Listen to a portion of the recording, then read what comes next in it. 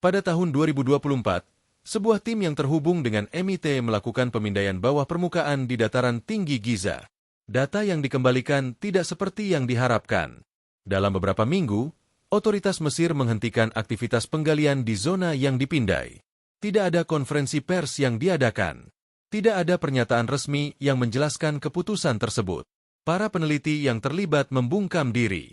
Dan anomali yang terdeteksi di bawah salah satu bidang tanah yang paling banyak dipelajari di bumi ini tidak pernah dibahas secara publik.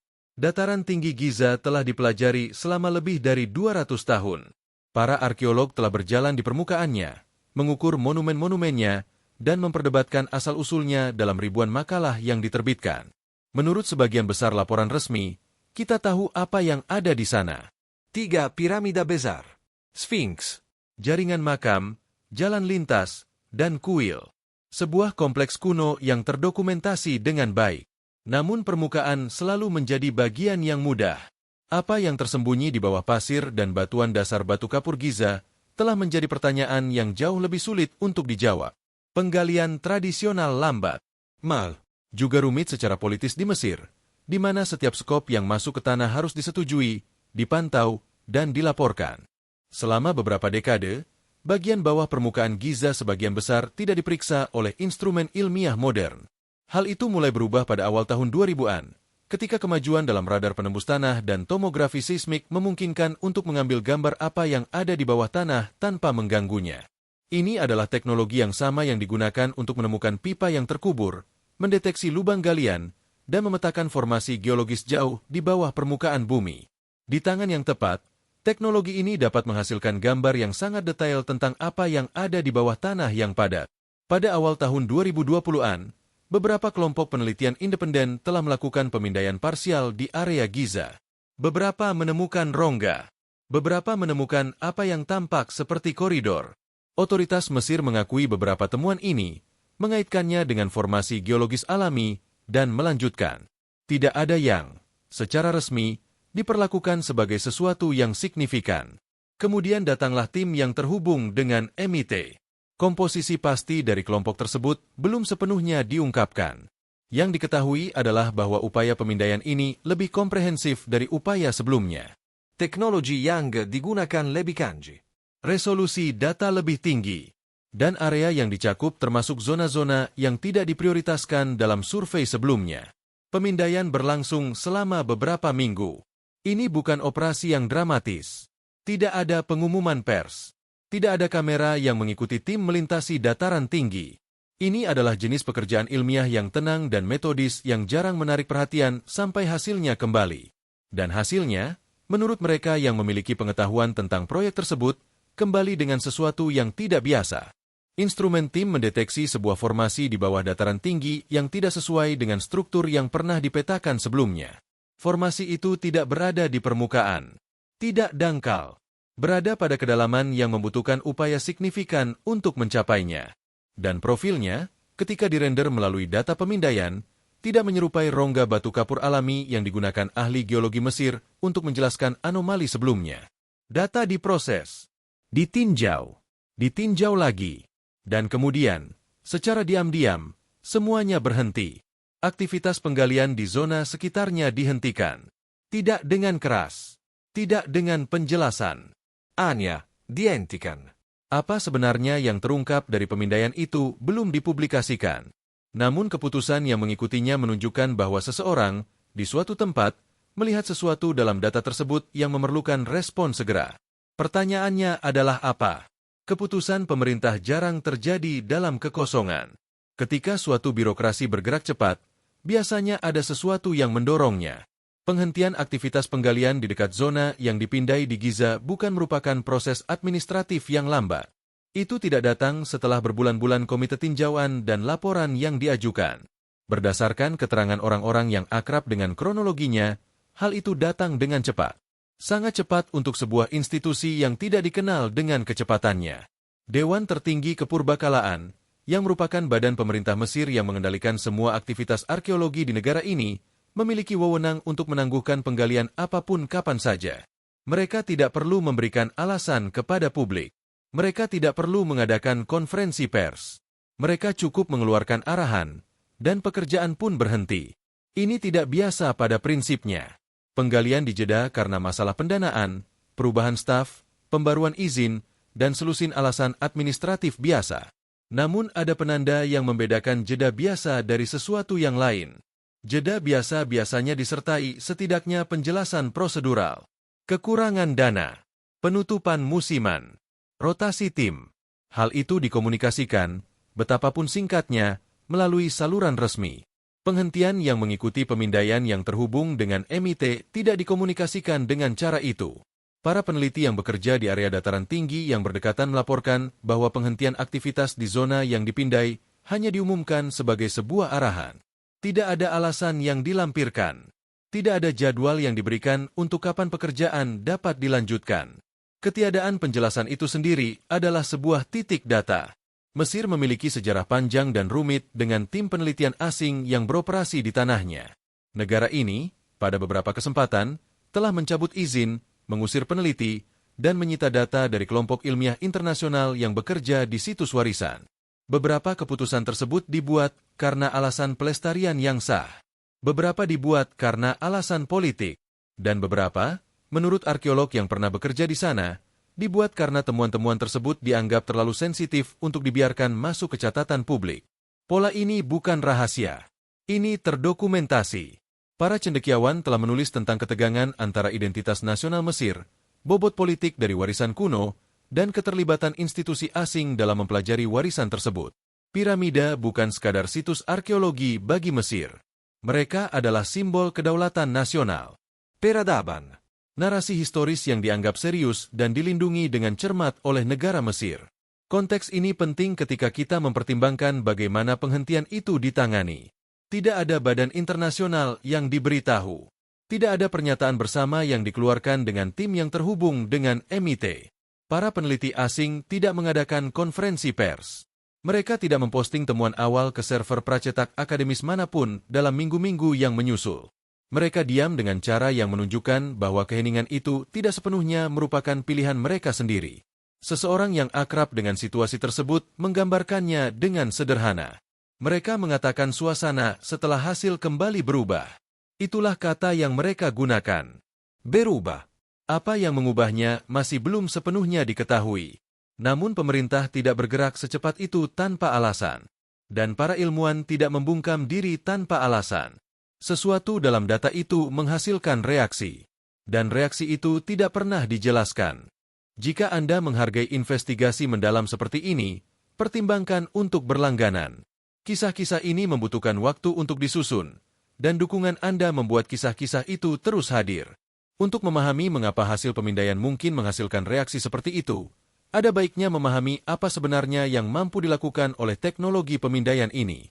Karena ada kecenderungan, ketika kisah-kisah seperti ini muncul, untuk melebih-lebihkan apa yang dapat dideteksi oleh instrumen tersebut atau mengabaikan temuan sepenuhnya. Kedua pendekatan itu tidak jujur. Teknologi ini memiliki kemampuan nyata, juga memiliki batasan nyata, dan memahami keduanya sangat penting untuk mengevaluasi apa yang terjadi di Giza. Radar penembus tanah, yang umumnya disebut GPR, bekerja dengan mengirimkan pulsa elektromagnetik ke dalam tanah dan mengukur bagaimana pulsa tersebut memantul kembali. Material yang berbeda memantulkan sinyal secara berbeda. Udara memantul dengan satu cara, air memantul dengan cara lain. Batu padat memantul secara berbeda lagi. Ketika sinyal balik diproses dan dilapis, menghasilkan gambar penampang dari apa yang ada di bawah permukaan. Anggap saja seperti ultrasonografi, tetapi untuk bumi. Tomografi seismik bekerja dengan prinsip yang berbeda. Mengukur bagaimana gelombang suara merambat melalui material bawah tanah. Batu yang padat dan seragam menghantarkan suara dengan cara yang dapat diprediksi. Sebuah rongga, terowongan, atau ruangan yang diisi udara atau material yang berbeda akan mengubah transmisi tersebut. Dengan memetakan variasi-variasi tersebut di seluruh area yang luas, para peneliti dapat membangun gambar 3 dimensi dari apa yang ada di bawah tanah. Kedua teknologi tersebut telah berhasil digunakan untuk menemukan struktur yang terkubur di seluruh dunia. Mereka menemukan ruangan yang sebelumnya tidak diketahui di dalam piramida agung pada tahun 2017, sebuah penemuan yang dikonfirmasi oleh beberapa tim independen dan akhirnya diakui oleh otoritas Mesir. Mereka telah menemukan jalan Romawi yang terkubur di Inggris, makam tersembunyi di lembah para raja, dan struktur perkotaan kuno di bawah kota-kota modern. Ini adalah alat-alat serius yang digunakan oleh ilmuwan-ilmuwan serius. Yang tidak dapat mereka lakukan adalah memberi Anda sebuah foto. Gambar yang dihasilkan bersifat interpretatif. Seorang ahli geofisika terlatih dapat melihat sinyal balik GPR dan mengidentifikasi dengan keyakinan yang wajar apakah mereka melihat kekosongan alami, kantong air, terowongan yang terisi, atau ruangan yang dibangun. Namun membutuhkan keahlian untuk membacanya dengan benar. Dan dalam kasus yang ambigu, data dapat mendukung lebih dari satu interpretasi. Ini penting untuk diingat. Apa yang dilaporkan dikembalikan oleh pemindaian yang terhubung dengan MIT adalah profil bawah permukaan yang oleh ahli geofisika tim tersebut tidak langsung dikaitkan dengan formasi alami. Kedalaman anomali menempatkannya jauh di bawah lapisan permukaan yang sebelumnya telah digali atau dipelajari. Sinyal balik menunjukkan sebuah kekosongan atau serangkaian kekosongan dengan batas-batas yang lebih seragam dari yang biasanya dihasilkan oleh geologi dengan sendirinya. Rongga alami dalam batu kapur cenderung tidak beraturan. Mengikuti jalur pergerakan air kuno, garis retakan batu di bawah tekanan, pembubaran lambat material terlarut selama ribuan tahun. Tepinya tidak rata. Bentuknya tidak konsisten. Formasi yang terdeteksi di bawah dataran tinggi tidak cocok dengan profil tersebut. Batas-batasnya, sebagaimana dirender melalui data pemindaian, digambarkan oleh seseorang dengan akses ke analisis awal sebagai terlalu rata. Frasa itu membawa bobot yang signifikan ketika berasal dari seorang ahli geofisika yang melihat data pencitraan bawah permukaan. Terlalu rata berarti bumi tidak membuatnya sendiri. Dan jika bumi tidak membuatnya sendiri, maka sesuatu yang lain yang membuatnya. Sesuatu yang disengaja. Sesuatu yang dibangun. Dan sesuatu yang telah duduk di bawah situs kuno yang paling banyak dipelajari di planet ini, tidak terdeteksi untuk jangka waktu yang tidak diketahui. Itulah yang ditunjukkan oleh data tersebut. Yang tidak dapat dijawabnya adalah kapan. Atau oleh siapa? Atau seberapa besar. Itulah pertanyaan-pertanyaan yang membuat keheningan berikutnya sangat sulit untuk diterima. Ada momen spesifik dalam setiap investigasi ilmiah ketika sebuah temuan bergerak dari menarik menjadi signifikan. Itu adalah momen ketika penjelasan alami habis. Ketika data tidak lagi sesuai dengan kerangka nyaman dari geologi yang diketahui, sejarah yang diketahui, atau konstruksi yang diketahui. Ketika para peneliti di ruangan itu berhenti menawarkan interpretasi alternatif dan hanya melihat apa yang ada di hadapan mereka. Menurut keterangan mereka yang akrab dengan hasil pemindaian yang terhubung dengan MIT, momen itu datang ketika tim mulai memetakan geometri anomali. Geometri itu presisi, Matematis. dan ini adalah salah satu cara paling jelas untuk membedakan antara apa yang dihasilkan oleh alam dan apa yang dihasilkan oleh kecerdasan. Alam itu kuat dan kuno dan mampu menciptakan formasi dengan kerumitan yang luar biasa. Namun alam tidak menghasilkan sudut siku-siku secara konsisten. Alam tidak menggulang pengukuran yang presisi di seluruh sebuah struktur. Alam tidak menyelaraskan formasi dengan titik referensi eksternal dengan cara yang menunjukkan pemosisian yang disengaja. Anomali yang terdeteksi di bawah dataran tinggi Giza dilaporkan menunjukkan karakteristik yang masuk dalam kategori kedua tersebut. Kedalaman tempat formasi itu terdeteksi menempatkannya di bawah lapisan-lapisan yang telah ditetapkan secara geologis dengan keyakinan yang wajar. Ini bukan anomali dangkal yang berada tepat di bawah pasir. Ini dalam. Cukup dalam sehingga mencapainya melalui penggalian konvensional akan memerlukan operasi yang signifikan dan sangat terlihat. Cukup dalam sehingga bisa ada tanpa terdeteksi melalui semua survei tingkat permukaan sebelumnya. Dimensi formasi tersebut, sebagaimana dirender melalui data pemindaian, menunjukkan skala. Bukan rongga kecil. Bukan kantong alami dalam batu. Profil yang dikembalikan melalui instrumen menunjukkan sesuatu dengan proporsi yang disengaja.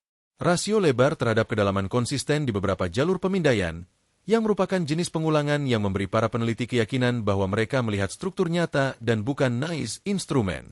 Namun justru penyelarasannya yang paling menarik perhatian.